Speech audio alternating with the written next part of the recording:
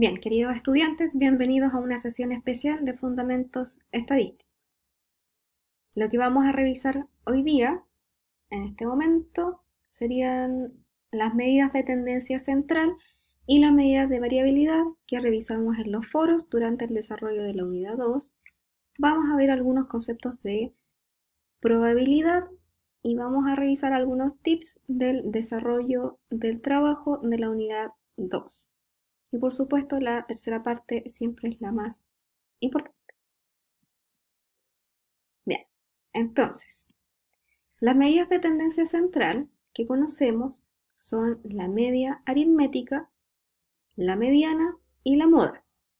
La media aritmética es lo mismo que el promedio o simplemente media. Vamos a ver un ejercicio en donde apliquemos estos tres conceptos. Bien, entonces si tenemos que las notas de 5 personas en un examen final de estadística son estas. ¿Cuál sería el promedio? ¿Cuál sería la moda? ¿Y cuál sería la mediana? Bien, entonces si nosotros sumamos cada una de estas notas y la dividimos por el total de observaciones, entonces así podemos calcular el promedio. En este caso, el total de observaciones son 5. Y así, si lo calculan, les va a arrojar un resultado de 4.88. La moda es el valor que más se repite. Y en este conjunto de 5 datos, el valor que más se repite es la nota 6.3, que si la observamos está repetida 2 veces. La mediana, por otro lado, es el valor central de la distribución de los datos. Para poder calcular la mediana necesitamos ordenar estos datos de menor a mayor, o mayor a menor también estaría bien. Entonces así nos vamos a dar cuenta que el valor que está justo en el centro, en este caso en la tercera posición, es la nota 5. Recuerden que este valor emerge una vez que nosotros ordenamos los datos. Ahora vamos a ver otra aplicación del concepto de promedio. En este ejemplo dice que hay 2 cursos en donde se aplicó la misma prueba en condiciones iguales. El primer curso tiene 23 estudiantes, pero el otro curso tiene 27 estudiantes. Si esta tabla nos muestra el promedio de cada curso, ¿cuál sería el promedio total de la prueba? En este caso, no podemos simplemente sumar 4, 6 y 5, 2 y dividirlo en 2. ¿Por qué no se puede hacer eso? Porque el curso A y el curso B tienen distinta cantidad de estudiantes. Entonces lo que corresponde hacer es asumir como si cada uno de los estudiantes del curso A hubiera tenido nota 4.6. Y se suman todas estas notas, 23 veces. Luego se suman las del curso B como si cada uno de los 27 estudiantes hubiese tenido nota 5.2. Esto corresponde a hacer un proceso de multiplicación. 4, 6 por 23 y lo sumamos a 5, 2 por 27 estudiantes. La definición de promedio dice que esta suma lo tenemos que dividir por el total de observaciones. Y en este caso, el total de observaciones corresponde a 23 más 27 estudiantes. Esto les va a dar como promedio total 4.92. Bien, ahora vamos a revisar los estadísticos de variabilidad o de dispersión.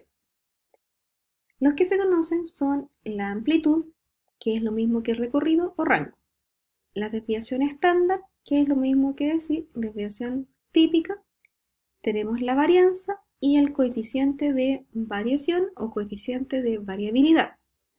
Ahí no se observa en el video, pero el coeficiente de variabilidad se calcula dividiendo la desviación estándar en la media o promedio.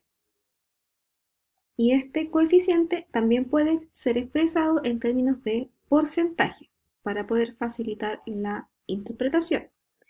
Entonces, la desviación estándar se divide por el promedio y se puede multiplicar por 100 para obtener el porcentaje de variabilidad. ¿Ya? Cada uno de estos términos va a representar la variabilidad de los datos respecto de la media. La diferencia es que la varianza, esta variabilidad estaría expresada en unidades de medida al cuadrado, lo cual dificulta un poco la interpretación de los datos. Por eso es que se prefiere trabajar con la desviación estándar, ya que usa la misma unidad de medida de los datos. Eso en términos generales. Ya vamos a revisar un ejercicio específico donde podamos observar cada uno de estos indicadores de variabilidad. Cuando nosotros hablamos de variabilidad o de dispersión, emergen otro tipo de sinónimos que quieren decir lo mismo. Dispersión se habla de cuando hay variabilidad en los datos. Harta dispersión, harta variabilidad. Si tenemos harta variabilidad en los datos, quiere decir que los datos estarían menos concentrados. Es decir, si hay mucha variabilidad, los datos son menos homogéneos. Es decir, serían más bien heterogéneos. Este conjunto de sinónimos hablan de lo mismo, de más o de menos variabilidad, y es importante tenerlo en mente cuando hablemos de estos temas para no confundir. Bien, ahora vamos a revisar un ejemplo en donde podamos comparar las distintas medidas de variabilidad. Esta tabla expresa el nivel de empatía de distintos niveles académicos, según este estudio publicado. Tenemos los alumnos de primer y de segundo año en los géneros masculino y femenino. Se entrega el promedio de la empatía en cada uno de los niveles. Se entrega la desviación estándar, la varianza, n, que correspondería a la cantidad total de estudiantes en cada nivel, y el coeficiente de variabilidad expresado en porcentaje. Entonces tenemos toda la información disponible. La idea ahora es poder interpretar esta información. Entonces nos preguntamos qué nivel académico presenta mayor variabilidad en la empatía. Para poder ver quiénes tienen mayor variabilidad, lo que nos conviene utilizar finalmente es el coeficiente de variación, porque el coeficiente de variación nos va a permitir comparar los distintos grupos y además es una medida estandarizada de la variabilidad y facilita, como dijimos, la comparabilidad. Veamos. El número más grande del coeficiente de variación es 12.82. En este caso, 12.82%. Por lo tanto, el nivel académico donde habría mayor variabilidad sería los de primer año. Dentro de los estudiantes de primero, dicen quiénes presentan mayor variabilidad de la empatía. Entonces comparamos estos dos índices de coeficiente de variabilidad y vemos que el grupo de las mujeres presentan mayor variabilidad basándonos en la comparación simplemente del coeficiente de variabilidad. Bien, entonces ya hemos revisado brevemente las medidas de tendencia central que corresponden al promedio, la media y la mediana, y las medidas de variabilidad, en donde el indicador más importante es el coeficiente de variación, expresado en forma porcentual para facilitar los términos de interpretación. Vamos a revisar ahora algunos pequeños ejemplos de los conceptos de probabilidad. Bien, la definición de la probabilidad clásica es la división, expresión en cociente del número de casos favorables dividido por el número de casos posibles. Vamos a ver este ejemplo. Si tenemos una piscina llena de pelotas, ¿cuál es la probabilidad de extraer una pelota roja? Obviamente sin estar mirando el color de la pelota. Bien, Entonces, ¿cómo se soluciona esto? El número de casos favorables para poder responder esta pregunta corresponde a la cantidad total de pelotas rojas. En este caso dice que hay 1300 pelotas rojas. Entonces ese sería el numerito que va arriba en nuestro cociente. El número de casos posibles en este caso corresponde al total de pelotas de distintos colores. Y si sumamos cada una de las pelotas rojas, verdes, azules, amarillas y de otros colores, tenemos que en total hay 8600 pelotas. Por lo tanto, la probabilidad queda expresada de esta forma: 1300 dividido en 8600. Para poder ofrecer una mejor interpretación, es mejor dejarlo en términos de porcentaje. Entonces vamos a dividir 1300 en 8600 y lo multiplicamos por 100. Y eso arroja un resultado de 15.12%. La probabilidad puede ser expresada en términos de cociente o en términos de porcentaje.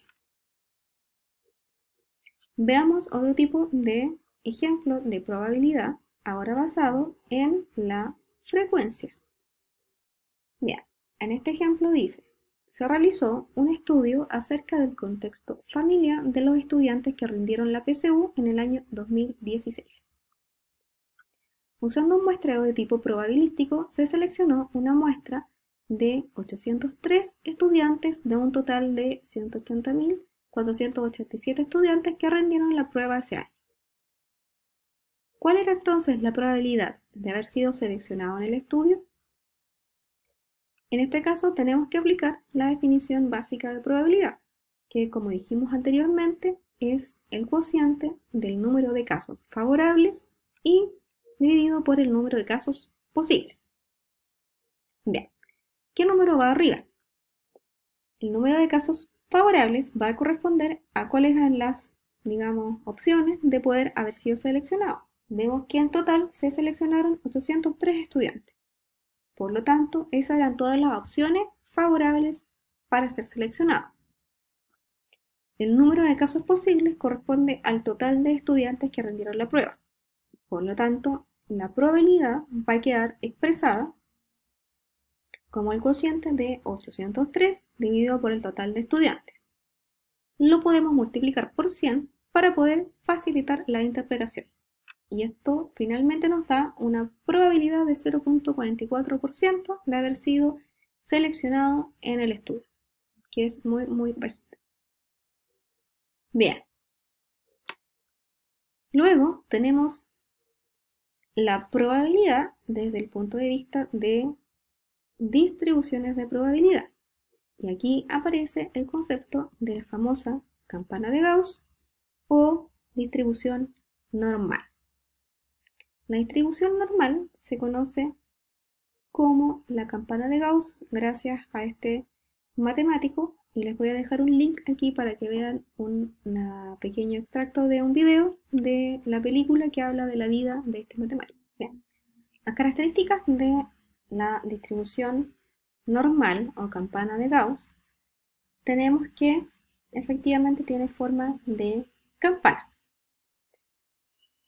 Justo en el centro es donde se va a ubicar el promedio. Y en este caso, como característica de la campana de Gauss, tenemos que el promedio va a coincidir con la mediana y con la moda.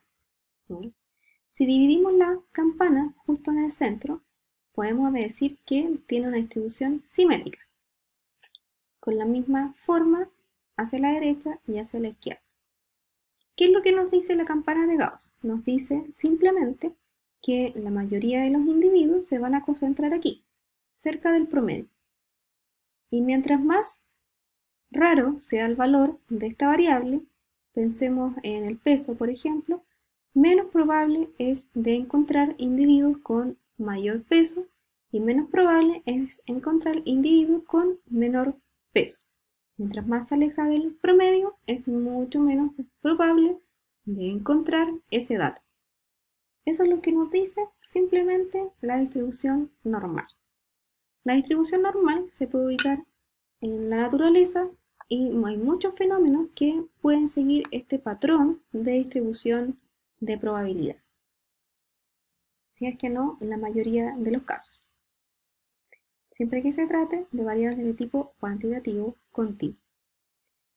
Otra cosa que nos va a ayudar la distribución normal es a establecer cuál es la posición de un individuo respecto a su grupo. Es decir, nos va a ayudar a estandarizar los valores.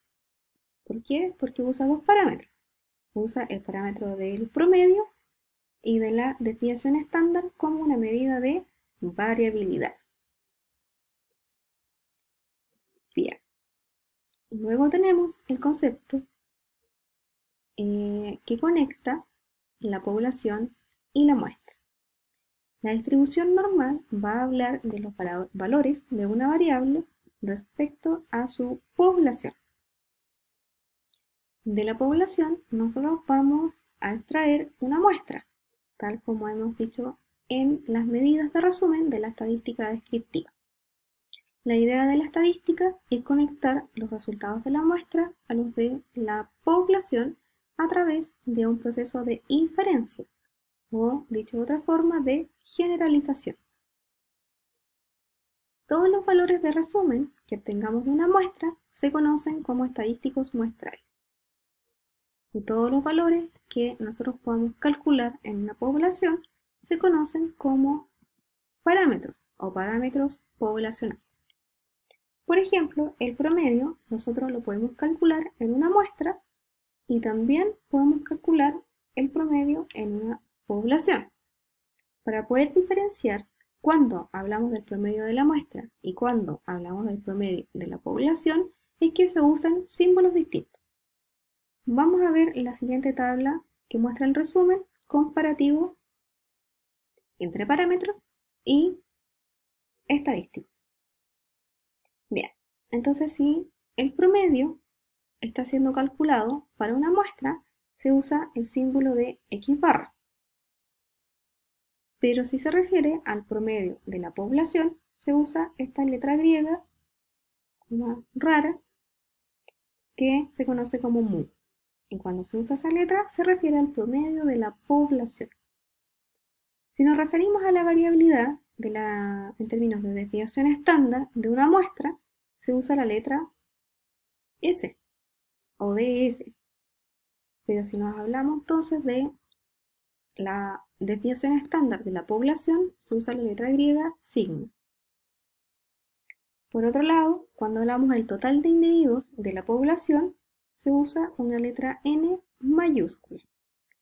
Y cuando se habla del total de individuos de la muestra, se usa la N minúscula. Bien, esos en términos generales los símbolos más usados tanto en estadística descriptiva como en estadística inferencial. Y en este capítulo hemos podido revisar en términos generales los conceptos de probabilidad clásica, la probabilidad frecuentista basada en frecuencias y las características generales de la curva normal o campana de Gauss. Bien, entonces voy a dejar aquí una lista de algunos conceptos que van a referirse a la unidad 2 y que es deseable que estén en su mapa conceptual de final de unidad. Lo vamos a dejar ahí para que lo tengan en consideración. También vamos a agregar un pequeño bonus para la revisión del trabajo de la unidad 2, de cómo identificar las medidas de estadística descriptiva utilizadas en los resultados de cada investigación. La forma más fácil de identificar las variables es dirigirse a las tablas que informan los resultados en cada uno de los artículos.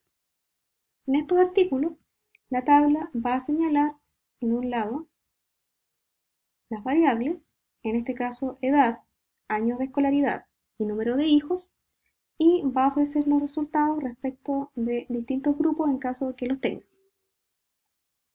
En esta tabla expresan los resultados en términos de media y de desviación estándar. Esto quiere decir que estas variables, edad, años de escolaridad y número de hijos, se tratan de variables cuantitativas continuas. ¿Por qué? porque los resultados están siendo expresados en términos de media y de desviación estándar. Veamos otro ejemplo.